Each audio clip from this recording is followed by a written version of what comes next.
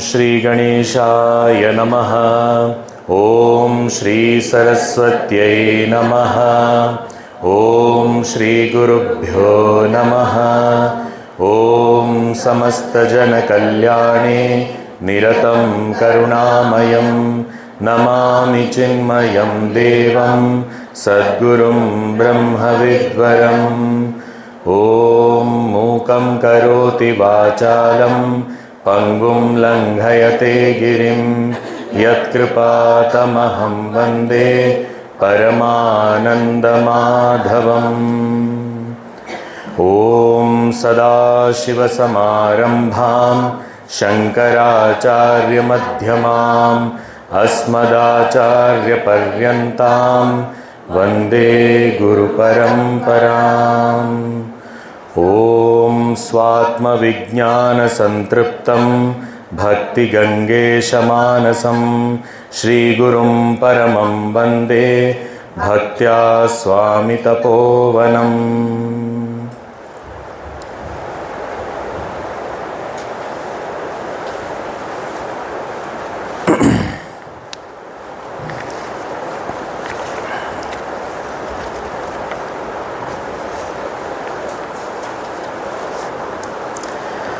प्रथम मंत्र में, प्रथम इस द्वितीय स्तबक के प्रथम श्लोक में पूज्य स्वामी तपोवन जी महाराज ने उस शंभु के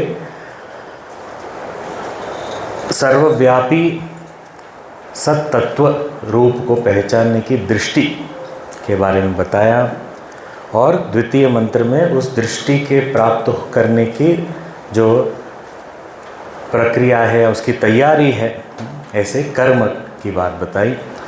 और तीसरे श्लोक में यह बताया कि यदि ये दोनों में से किसी भी मार्ग पर नहीं चले तो हमारा जीवन इसी प्रकार अंधकार अविद्या में भटकते रहना ही चलता रहेगा। तो अब हम जानना चाहते हैं, प्रयास करना चाहते हैं, तो वो क्या है जिसे जानने की इच्छा है? तो मन जो इधर उधर सब जगह भटकता रहता है और बहुत तेज़ी से भागता है, उससे भी अधिक गतिमान ये आत्मा है। और वो एक तरफ से ऐसा देखते हैं कि मन की भटकन है, पर दूसरी तरफ से देखते हैं तो जहाँ भी मन पहुँचे वो पहले से ही वहाँ विद्यमान है। ऐसे एक सत्य स्वरूप जो परम तत्व है, जो इंद्रियों से परे है, त्यक्षम, उस शंभु को नमन किया है। और पांचवें श्लोक में ये कहा कि ये पूरी जगत सृष्टि की धारणा और जगत की सृष्टिकर्ता की भी धारणा उसी परम तत्व के वजह से है। ये सूत्रदेव या सूत्रात्मा या हिरण्यगर्भ, पुराण की भाषा में जिसे ब्रह्मा जी भी कहते हैं, ये जो सृष्टिकर्ता है, समष्टि मन है, वो समष्टि मन का भी आधार वही चैतन्य स्वरूप है, वही शंभु है। और ये सब चीज़ें चाहे वो व्यष्टि रूप हो या समष्टि रूप हो, सभी का अधिष्ठान वो एक चैतन्य मात्र है। और उसी को यहाँ कहा नित्य चैतन्य रूपाय तस्मै श्री शंभवे नमः। वो कौन है? नित्य चैतन्य रूप है। हमेशा वो चैतन्य रूप है अथवा वो नित्य रूप है और चैतन्य रूप है। नित्य यानी हमेशा जिसका अस्तित्व है, और चैतन्य यानी जो सभी को चेतना प्रदान कर सकता है, सभी को जानने की क्षमता रख सकता है, सभी को प्रकाशित कर सकता है। ऐसे नित्य चैतन्य रूपाय, वो नित्य चैतन्य रूप ही श्री शंभु है, वही मैं हूँ। ऐसा ज्ञान। आगे हम कहते हैं अच्छा तो ये नित्य चैतन्य रूप है जो सारे जगत का आधार है, अधिष्ठान है।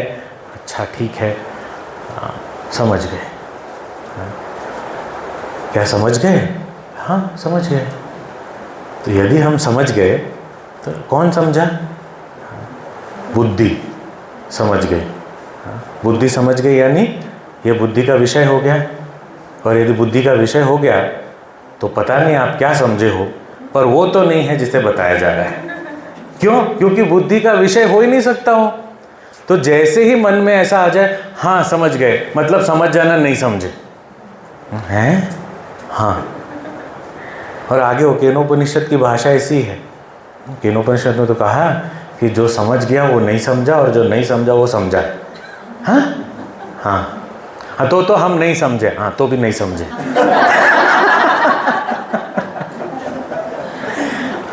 तो वो जब आएगा तब देखेंगे उसको।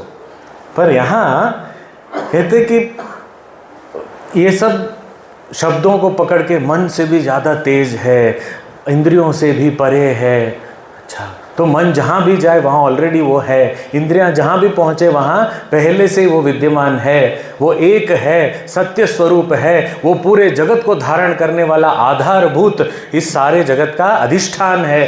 हाँ ठीक है, गॉट इट? हाँ गॉट इट। हाँ, तो बोले कि क्या गॉट इट? हम बताते हैं आपको क्या है। अच्छा बताओ, आप बताओ, अब तो मैं समझ ही जाऊंगा। ठीक है, तो अभी अगले श्लोक में हमारी बुद्धि, हाँ बुद्धि जो समझने का प्रयास करते हो, किसी भी चीज़ को कहीं किसी परिचित कैटेगरी में डालने का प्रयास करती है। हम भी यही करते हैं। जैसे हम जिन कैटेगरी से परिचित हैं, कोई भी नई चीज़ हमने देखी उसको किसी ना किसी डब्बे में डाल देते पहले से। हमारे वो बुद्धि में एक टेबल बना हुआ है, वो टेबल के एक एक खाने में कोई भी नया अनुभव आया, ये जाएगा ये तीसरे वाले में डालो। बुद्धि के समझने की प्रक्रिया यही है। जैसे कोई भी अनुभव हो, मान लीजिए आपने एक मीठा सा फल खाया, पहली बार खाया ये मीठा फल, उसका नाम भी आपको नहीं पता, कभी पहले देखा नहीं है, इतना मीठा इतना स्वादिष्ट है वो फल आप खा रहे हो। अब खा के अब बुद्धि को नाम नहीं पता, वो रूप भी पहले कभी देखा नहीं है, तो अब वो बुद्धि रजिस्टर कैसे करे उस अनुभव को? अब बुद्धि की मजबूरी है कि उसको रजिस्टर करने के लिए उसको कहीं ना कहीं क्लासीफाई करना पड़ेगा उसको। हाँ, तो वो अपना पूरा फ्रूट का डायरी खोलेगा, वो पूरा उसका पेज, उसमें बहुत सारे खाने होंगे। हाँ, वो डालेगा इसको, ये जो है आम जितना मीठा नहीं है, पर केले जैसा भी मीठा नहीं है, थोड़ा सा अंगूर जैसा है, पर हो तरबूज जैसा कह सकते हैं, पर इतना रसीला भी नहीं है। तो ऐसे करते करते इसके बीच में एक नया खाना बना दिया। यहाँ ये है, वो थोड़ा सा आम जैसा भी है, थोड़ा केला जैसा भी है, थोड़ा अंगूर जैसा भी है, थोड़ा तरबूज जैसा भी है, बीच में लगा दिया। तो ये हम यही एक तरीका है समझने का। फिर यदि किसी को वर्णन करेंगे तो हम क्या कहेंगे? यही शब्दों का उपयोग करके हम कहेंगे इतना मीठा फल था। कैसा था? कैसा मीठा था? आम जैसा था, थोड़ा आम जैसा था, वो तरबूज जैसा था पर इतना रसीला नहीं था, वो केले जैसा था पर इतना मीठा नहीं था। कोशिश कर रहे हैं, पर हमें जो परिचित है उन्हीं में से किसी में उसको ढालने का प्रयास होता है। और ऐसे ही बहुत ज़्यादा और उसको ब्रॉड बेस्ड करें, मीठा खट्टा, तो ठीक है उसको किसी में भी डाल दो पहले से। उससे भी ज़्यादा ब्रॉड बेस्ड करें, अच्छा लगा नहीं अच्छा लगा, स्वादिष्ट है स्वादहीन है। हाँ, तो हमने जैसे ही उसको वो कैटेगरी में डाल दिया, क्या हो गया? बुद्धि ने कहा, जान लिया उसको, समझ लिया। ज्ञान ऐसे बुद्धि अर्जित करती है। अब इस बुद्धि को कहीं पर भी उसने सेटल कर लिया अपने आप को, हाँ मुझे आत्मा क्या है समझ में आ गया, तो अब ये समझ में आ गया, उसका फल क्या होगा? वो आगे ढूंढना बंद हो जाएगा। क्यों? पता तो चल गया है, अभी क्या और जानने की ज़रूरत है? तो बुद्धि को सेटल होने नहीं देना है, पर फिर भी उसको कहीं ना कहीं उसको कोई दिशा तो बतानी पड़ेगी। तो ये शास्त्र की अनुकंपा है, ये बता रहे हैं। और शंकराचार्य जी जब ये इन मंत्रों की बात करते हैं तो कहते हैं न मंत्राणाम जामिता अस्ति, कहते हैं ये मंत्रों को ना किसी प्रकार का आलस नहीं है, हाँ? कि अब एक बार बता तो दिया, अभी कितनी बार बताएंगे? हाँ? तो बोले बताते रहेंगे, आपको नहीं आया समझ में, चलो एक और बार बताते। तो बोले मंत्र जो है आलसी नहीं है, हाँ? कि एक बार बता दिया बस, अब जानना हो तो जान लो, समझना हो समझ लो, नहीं तो बस इतना ही है और कुछ है नहीं, ऐसा नहीं, बार बार बताएंगे। तो यहाँ इतना बढ़िया नेक्स्ट जो श्लोक है वो ईशावास्य उपनिषद के 5वें मंत्र के ऊपर आधारित है। ये हमारा 6ठा श्लोक है। यच्चलं निश्चलं चैव निकटस्थं च दूरगम् अंतर्बहिश्च सम्पूर्णम् तस्मै श्री शंभवे नमः। तस्मै श्री शंभवे नमः, उन श्री शंभु को नमन है। यत, जो चलम, जो चलायमान है। अच्छा, चलायमान है, अच्छा, तो यानी वो चलता है, हाँ चलता है, सब जगह पहुंच सकता है। अच्छा, चलायमान, ओके, समझ गए। जैसे वो बुद्धि बोलती है, हाँ समझ गए, वो उतने से पहले दूसरा शब्द आ गया, निश्चलम, नहीं जाता कहीं भी, चलता नहीं है।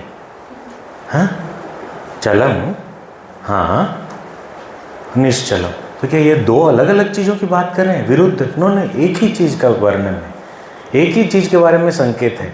वो कैसा है? चलम, फिर निश्चलम। चलता नहीं है पर सब जगह चलता है। क्या कहना चाह रहे हो आप? समझ में नहीं आ रहा है? ठीक है, इससे नहीं समझ में आया, दूसरा बताते हैं आपको। क्या बोलते हैं? निकटस्थम, बहुत पास में है। ओ, बहुत पास में है। समझ में आया? हाँ, बहुत पास में है, ये तो समझ में आया। दूरगम, बहुत दूर है, हाँ, बहुत पास में है, और वही चीज़ उसी समय पे बहुत दूर भी है। ओ, फिर कहाँ है वो? अंतः, अंदर। ओ, अंदर है, ऐसा बोलो ना। अच्छा, अंदर है, बहिश्च, बाहर भी है। अंदर भी है, बाहर भी है, चलता भी है, बिना चले भी रहता है, पास भी है, दूर भी है। तो ऐसी कैसी चीज होगी? संपूर्णम, पूर्ण है, वही श्री शंभु है। ऐसे मंत्रों को कई लोग केवल संस्कृत भाषा और शब्दों के अर्थ को जानकर पढ़ते थे और कहते थे कि पता नहीं कुछ तो इन ऋषियों को चढ़ी है, क्या पता नहीं, पर बहुत असरदार चीज है ये।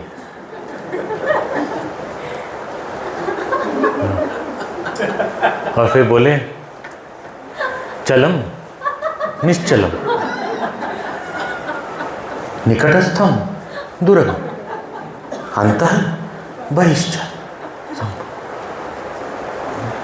आप ठीक हो? इसीलिए तो श्रद्धा, श्रद्धा यानी क्या? उनमें कोई प्रॉब्लम नहीं है, प्रॉब्लम हमारे सुनने वाले में है प्रॉब्लम। तो इसको कैसे हम समझें?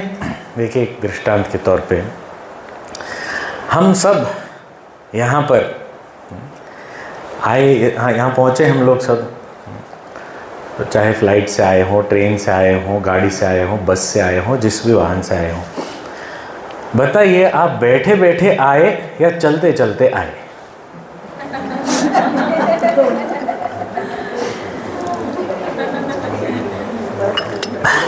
हाँ, हम बैठे बैठे भी आए और चलते चलते भी आए। हाँ, तो यदि कोई पूछे आपको क्या चाहिए, हाँ? एक ही समय पे दोनों हैं। हम वैसे चल नहीं रहे थे पर वैसे चल के आए। हाँ? इसी प्रकार ऐसा लगता है कि वो सब जगह है और सब जगह जाता है, पर वैसे वो कहीं नहीं जाता, क्योंकि वो ऐसी कोई जगह ही नहीं है जहां वो नहीं है पहले से। तो ऐसा लगता है कि वो चल है, पर फिर भी वो निश्चल है। हाँ।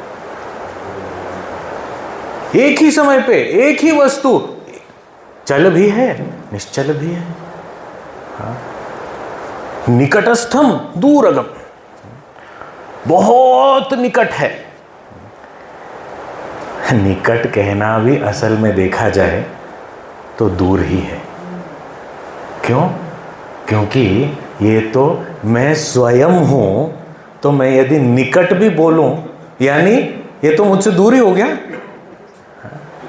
तो कैसे कह सकते हैं निकट भी निकट है, वो भी दूर ही है। और जिसे हम सोचते हैं अरे इतनी दूरी हम कब पार करके पहुंचेंगे, उसका क्या है डिस्टेंस?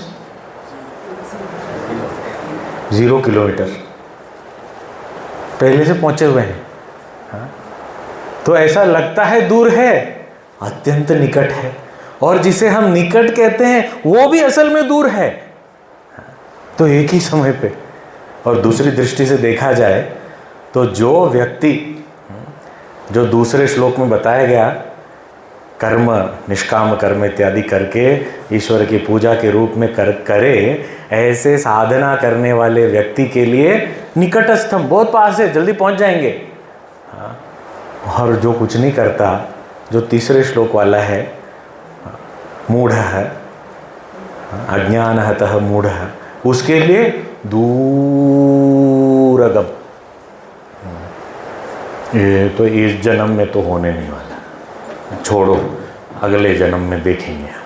हाँ? तो दूरगम, तो निकटस्थम और दूर, एक ही समय पे।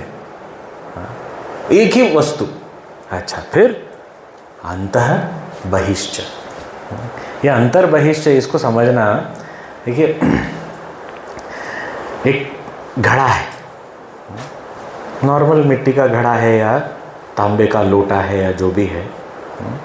अब वो मिट्टी का घड़ा हो, यदि उसमें हमने पानी भर दिया तो पानी कहाँ है?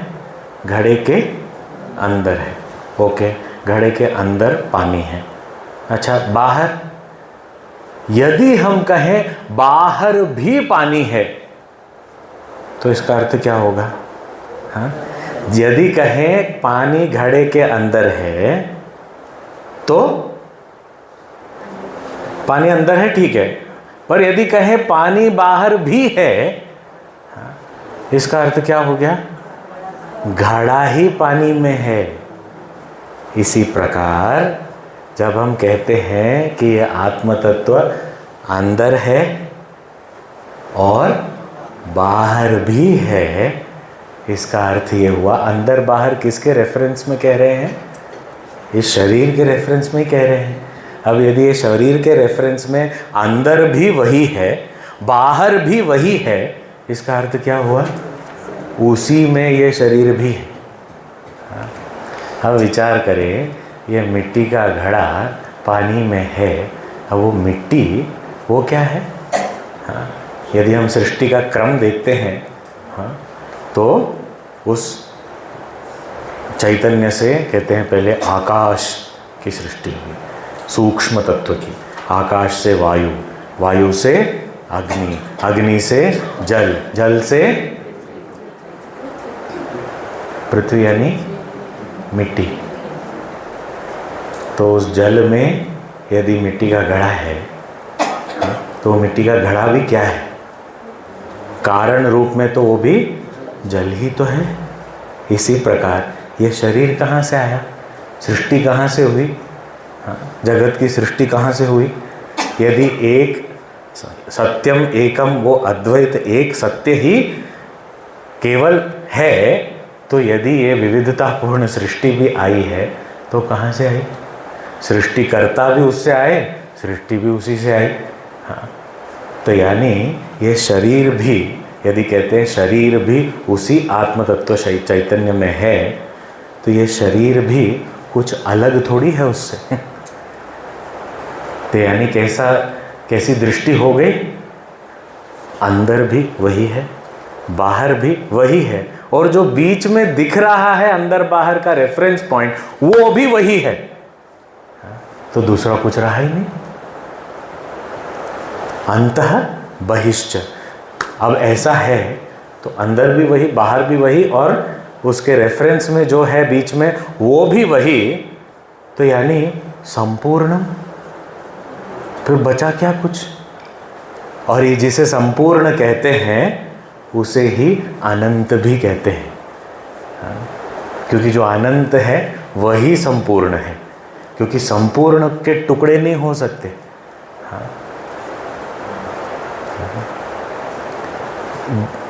वो आटे को बेल के छोटे छोटे हम तेल में तल तल के निकालते हैं ना।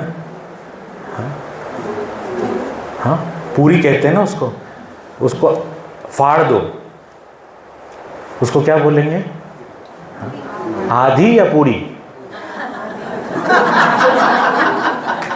संपूर्णम, टुकड़ा करो तो भी वो पूरी ही है। कोई ऐसा नहीं कहता मुझे आधी दो, मतलब आधी पूरी दो। यानी वो टुकड़ा करे तो भी वो पूरी ही है। संपूर्णम इसी को कहते हैं, जिसके टुकड़े नहीं हो सकते, वो पूरा का पूरा ही रहता है हमेशा। वही अनंत है, अनंत के टुकड़े नहीं होते। अनंत से कुछ निकाला भी नहीं जा सकता, कुछ जोड़ा भी नहीं जा सकता, वो अनंत का अनंत ही रहता है। ऐसा संपूर्ण, यदि इस मंत्र को पढ़ के बुद्धि कहे मैंने समझ लिया, वो संभव ही नहीं है। कैसे बुद्धि समझेगी? ये तो स्वामी जी ये श्लोक कुछ समझ में नहीं आया। हाँ? तो यदि ऐसा है, वेरी गुड, अपना पीठ थपथपाना चाहिए। क्योंकि हमारी बुद्धि जो है वो किसी विचार को लेके सेटल नहीं हुई।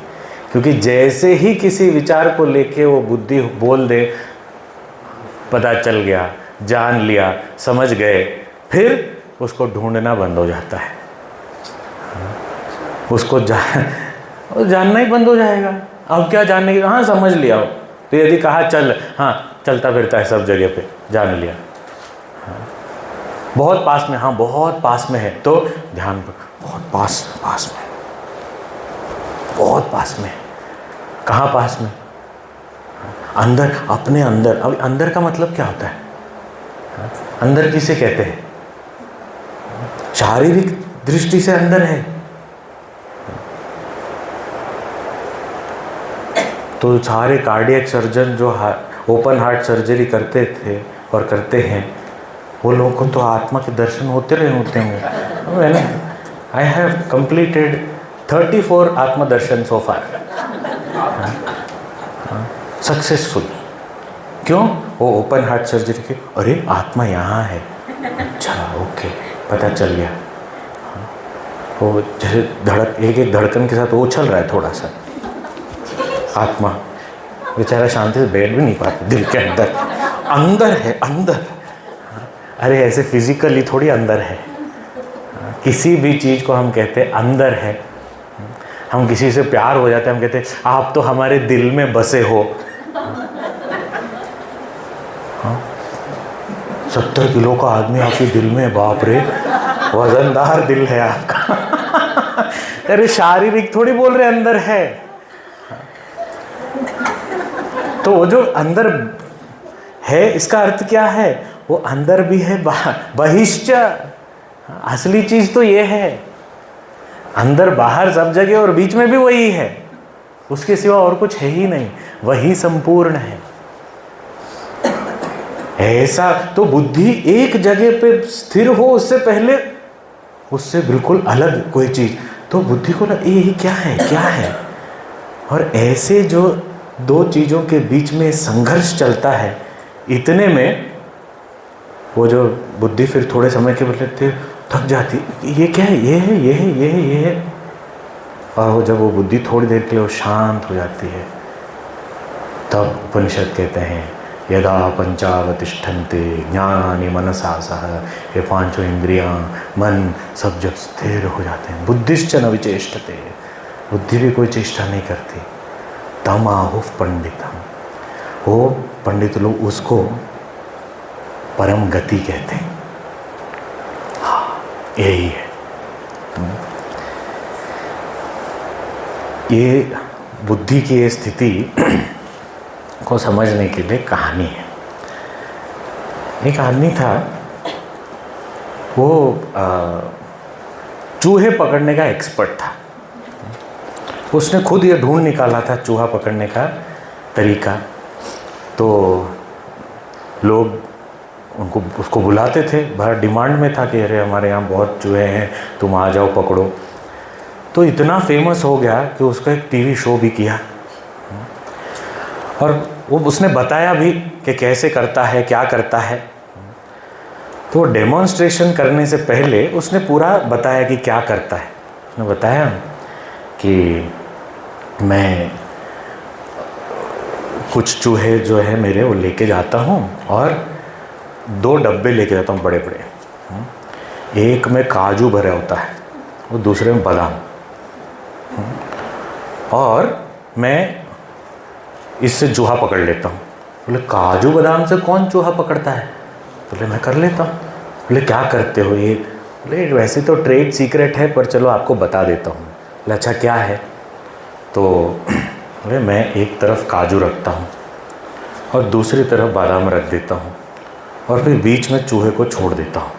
वो चूहा बीच में पहुँच के वो सोचता है मैं काजू खाऊं या बादाम खाऊं, काजू खाऊं बादाम खाऊं, काजू खाऊं बादाम खाऊं। ऐसे करते करते उसको चक्कर आ जाते हैं, गिर जाते हैं, फिर मैं पकड़ लेता हूँ उसको। ऐसे ही सारे चूहे पकड़े जाते हैं।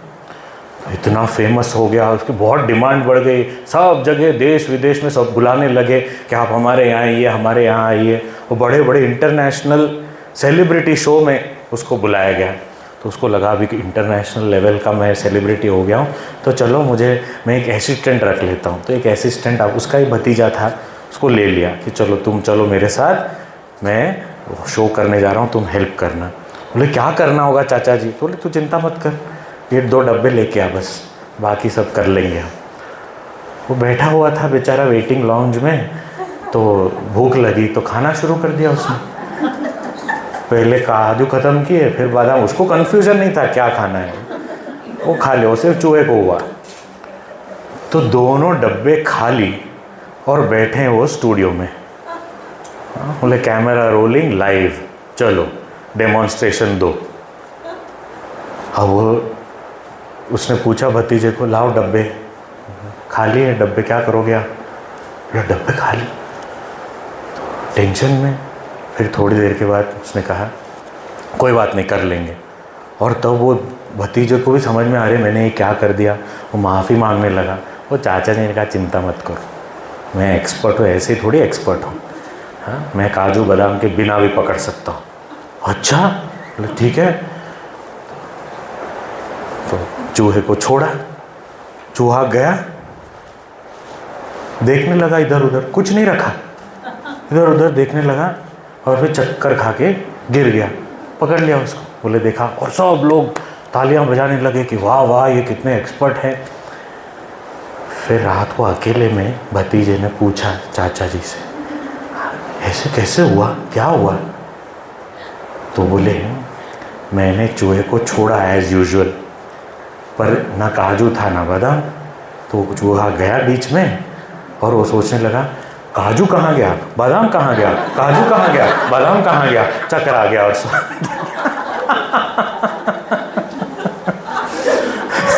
तो हमारी बुद्धि भी ऐसे दो विरुद्ध विचार को लेके ये क्या है, ये चल है अचल है, निकट है दूर है, अंदर है बाहर है, इतने में चक्कर खा के जब शांत हो जाता है, जब ये बुद्धि शांत हो गई, तब जो एक क्षण भर में वो अनुभूति हो जाती है, वही श्री शंभु हैं जिनको हम नमन करते हैं। आगे चल के यहाँ 7वें श्लोक में कह रहे हैं, स्वात्मा यः सर्वभूतानां आश्रयत्वेन वीक्ष्यते विद्वद्भिर्वीतधीदोषैः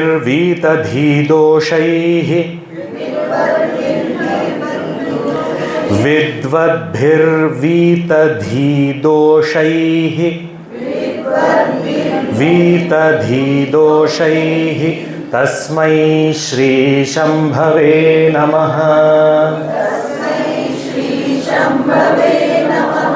हाँ, कहते हैं सर्वभूतानां आश्रयत्वेन यह स्वात्मा वीक्ष्यते, वीक्ष्यते देखा जाता है, जिस स्वात्मा को, जिस आत्मा को देखा जाता है, वीक्ष्यते देखा जाता है यानी इन आंखों से नहीं, पहचाना जाता है, जाना जाता है।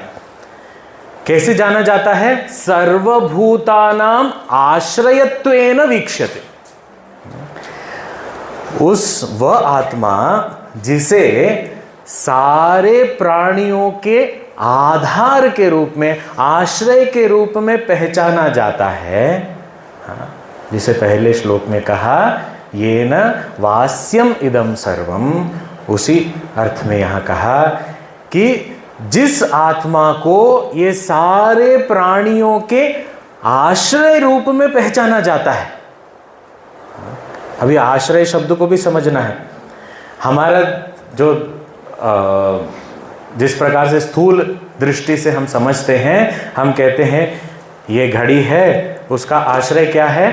पुस्तक है। तो पुस्तक का आश्रय क्या है? टेबल है। टेबल का आश्रय क्या है? ये भूमि है। तो एक एक एक एक करके हम इस प्रकार से आश्रय समझते हैं, पर इस आश्रय की बात नहीं कर रहे हैं कि एक चीज़ के ऊपर दूसरी रखी है, यानी ये आत्मा है, उसके ऊपर सारे प्राणी हैं। ओह, तो फिर जरा कूदो। क्यों? आत्मा को देखना है मुझे। हाँ, जरा कूदो, सब लोग एक साथ कूदना। देख लिया आत्मा नीचे है, आश्रय। ऐसे आश्रय नहीं है। तो कैसा आश्रय है? आश्रय वो होता है जिसके निकल जाने पे वो चीज़ रहती नहीं है। हाँ, जैसे यदि शक्कर में से हमने मिठास को हटा लिया तो क्या बचा? हाँ, यदि हमने जल में से गीलापन हटा लिया तो क्या बचा? हाँ, यदि सूर्य में से प्रकाश को हटा लिया क्या बचा? मिट्टी के घड़े में से मिट्टी को हटा लिया तो क्या बचा? सोने के आभूषण में से सोने को निकाल लिया तो क्या बचा? वो उसका आश्रय है।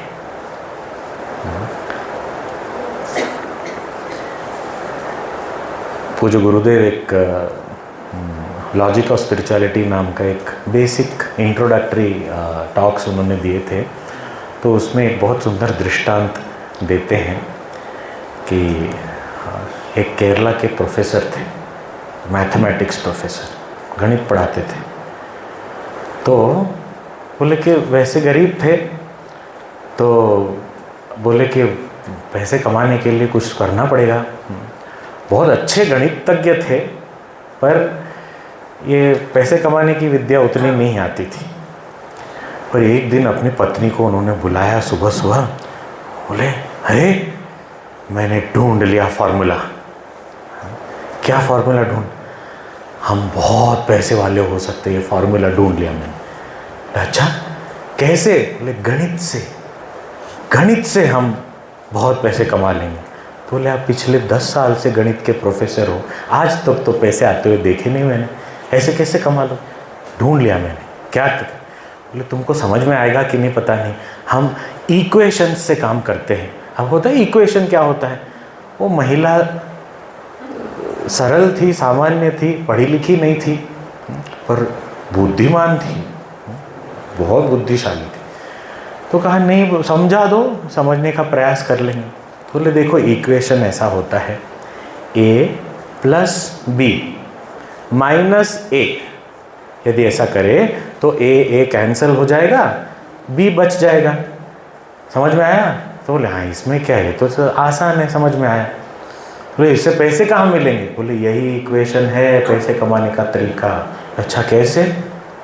बोले देखो तुम्हारे पिताजी ने जो सोने का चेन दिया है ना तुमको, हाँ, तो वो मुझे दे दो। तो सोना प्लस चेन माइनस सोना, उसमें सिर्फ मैं सोना बेच दूंगा, सोना सोना कैंसिल, चेन तुमको लौटा दूंगा, तुमको चेन से मतलब। हाँ, गुरुदेव कहते हैं वो पढ़ी लिखी नहीं थी पर बुद्धू नहीं थी। हाँ, तो बोले कि बहुत अच्छा तुमने तो क्या सोचा है, और हंस के उसको गरम गरम एक कप कॉफ़ी दे दिया, चली गई, पढ़ो पढ़ो और पढ़ो। क्योंकि इसके लिए पढ़ लिखने की भी ज़रूरत नहीं है, इतनी तो हम भी बात जानते हैं कि यदि उसमें से वो गोल्ड चेन से गोल्ड निकल गया, हाँ, तो चेन क्या कुछ भी नहीं बच सकता, क्योंकि वो गोल्ड जो है वो गोल्ड चेन का आश्रय है। इसी प्रकार ये सर्व प्राणिनाम सर्वभूतानाम आश्रयत्वेन वीक्षते, तो ये सारे प्राणियों का आश्रय क्या है? वो सत्स्वरूप, वो चैतन्य, हाँ, वो सर्वव्यापी जो सत्ता सामान्य है, वही हाँ, शंभु है। यह स्वात्मा, वही आत्मा, वही चैतन्य मुझ में है, इसीलिए मेरी वाणी बोल पा रही है, आंखें देख पा रही हैं, कान सुन पा रहे हैं। वही सत्य, वही आत्मा जो सभी प्राणियों के आश्रय रूप पहचान में आता है, कि जिसकी वजह से ये सब है। हम किसी से भी मिलते हैं तो असल में किससे मिलते हैं? हम किसी से भी हमें प्रेम होता है, किसी से भी आकर्षण होता है, किसकी वजह से होता है? हम कहते हैं कुछ बहुत सुंदर है, जैसे फूल खिला है, हम कहते कितना सुंदर है। कब तक? जब तक वो उस पेड़ के साथ जुड़ा हुआ होता है। जैसे ही हमने उसको अलग कर लिया, उसका सौंदर्य भी मुरझा जाता है। तो यानी उसका आश्रय क्या है? उस सौंदर्य का आश्रय क्या है? वो जीवित है, चेतना है। वो चेतना कहाँ से आई? वो चैतन्य। और ये केवल मनुष्यों की बात नहीं, सर्वभूतानाम, सभी प्राणी। वो जो जीवित है उसी में सौंदर्य है, उसी में गति है, उसी में चलन है, उसी में व्यवहार है। और वो यदि आश्रय को हटा लिया तो क्या बचा? What remains? हम कई बार व्यवहार में कहते हैं, पर वो व्यावहारिक भाषा भी आप देखिए जिसमें एक गहराई है। जैसे ही यदि हमारे पहचान के किसी व्यक्ति की मृत्यु हो गई तो हम क्या कहते हैं? वो चले गए, वो चले गए। शरीर तो पड़ा है यहाँ पर, तो मतलब हम जानते हैं कि इससे हमारा संबंध नहीं था।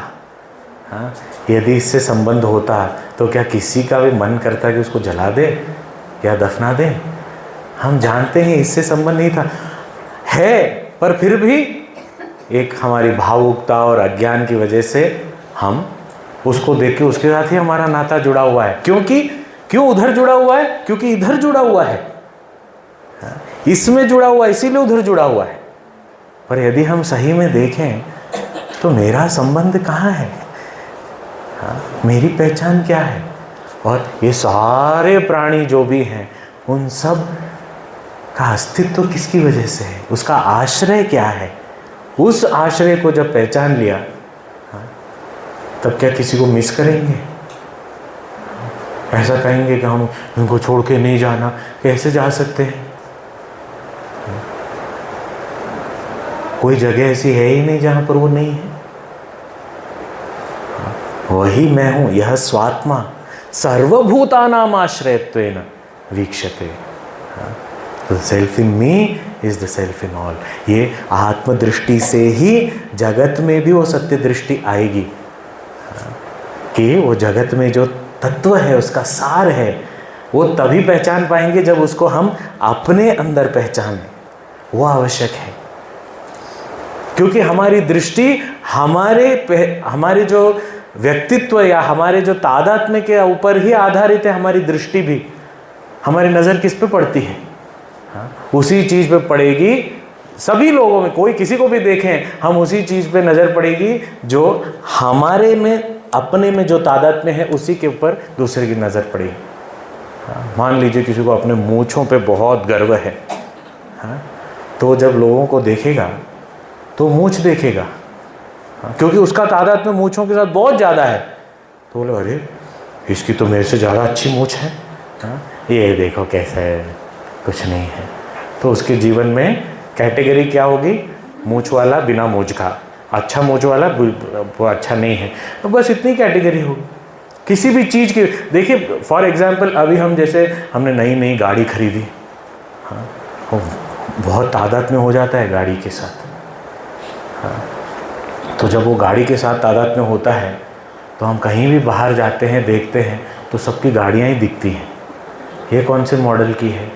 ये वाले नए मॉडल आया है, वो ये इलेक्ट्रिक है, इसका कितना हॉर्स पावर इंजन का, इसमें माइलेज कितना आता है, इसी में हमारा दिमाग दौड़ेगा। इसीलिए कई बार पार्टी में सब मिलते हैं तो एक दूसरे प्रश्न में क्या करें, अरे ये साड़ी कहाँ से खरीदी आपने? क्यों? क्योंकि इस साड़ी के साथ मेरा इतना तादाद में है कि उस साड़ी भी दिख रही है मुझे। वो साड़ी जो जिसने पहना है वो नहीं दिख रहा, पर वो साड़ी दिख रही है। ये तो बड़ी अच्छी साड़ी है तुम्हारी, ये डिज़ाइन तो बहुत अच्छा है, ये ऐसा मटेरियल कहाँ से आया, ये तो बहुत अच्छा हल्का फुल्का है।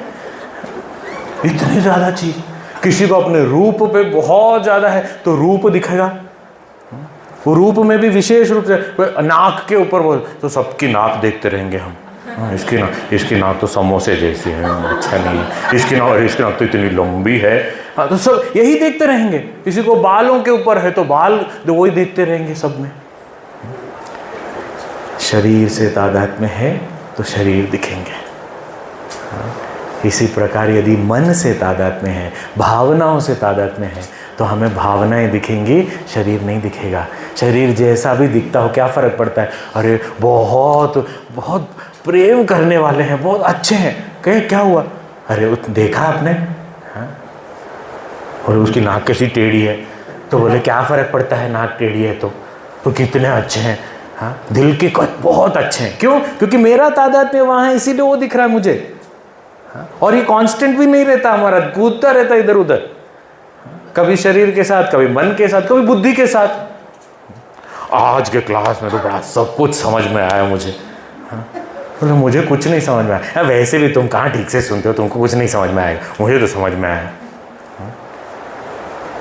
फिर वो जो समझ में आया उसके ऊपर तो फिर कौन ज्ञानी है, कौन अज्ञानी है, ऐसे ही हमारा क्लासिफिकेशन चलेगा। फिर हमें कैसा दिखता है, कैसी भावनाएं हैं, वो प्यार करता है नहीं करता है, प्रेम से बोलता है नहीं, उससे कुछ फर्क नहीं पड़ेगा हमको।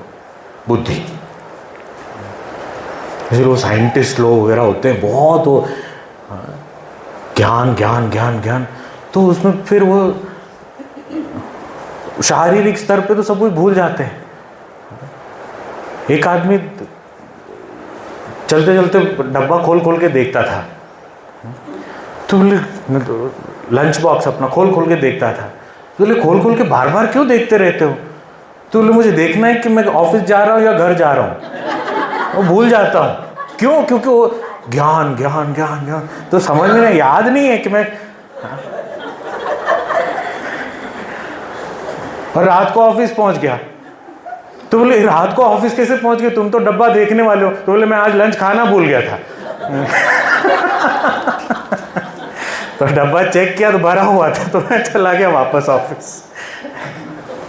क्यों? क्योंकि हमारा तादाद में उस स्तर पर है, इसीलिए दूसरा कुछ दिखता नहीं है मुझे, तो कुछ फर्क नहीं पड़ता। हम भी कई बार है ना, वो मूवी में डायलॉग आते हैं ना, साहब मैं फेंके हुए पैसे नहीं उठाता। वो क्या, वो फेंके हुए पैसे नहीं उठाता का मतलब क्या है? पैसे तो पैसे हैं, पर मेरा तादाद में किसके साथ है? मेरा स्वाभिमान। तो उठा के हाथ में दीजिए। इसका मतलब क्या है? देखो, अपना तादाद में जहां है, मैं अपनी गरीबी के साथ तादाद में नहीं हूं, मैं अपने स्वाभिमान के साथ तादाद में हूं। इसीलिए देना है इज्जत से दीजिए, नहीं तो मुझे नहीं चाहिए। भूखा व्यक्ति भी यदि उसका तादाद में उसकी बुद्धि से होगा या उसकी भावनाओं से होगा, तो वो प्यार से यदि नहीं दिया गया है तो वो ठुकरा देगा, बोले मैं भूखा रह जाऊंगा, पर मैं ये स्वीकार नहीं कर सकता। और जो बिल्कुल शरीर के साथ जिसका तादाद में है, जिसको ये भावनाओं से कोई लेना देना नहीं है, वो कोई भी फेंकी हुई चीज़ उठा के बोले खा लो, पहले भूख लगी है, जो मिला खा लो।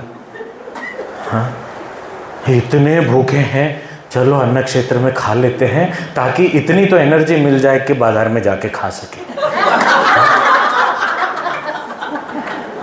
पर अभी पहले तो खा लो थोड़ा सा। आपको लगता है मुझे पता नहीं है?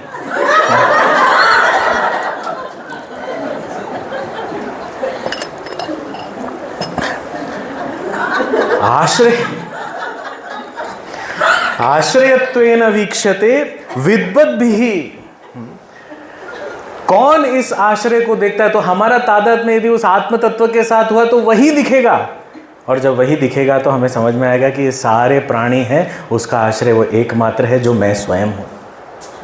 तो जिसने अपने में उसको पहचान लिया, पूरी दुनिया में वही दृष्टि उसको हो जाती है। ऐसे दर्शन करने वाला जो है वो कौन हो सकता है? विद्वद्भिः, वही ज्ञानी है।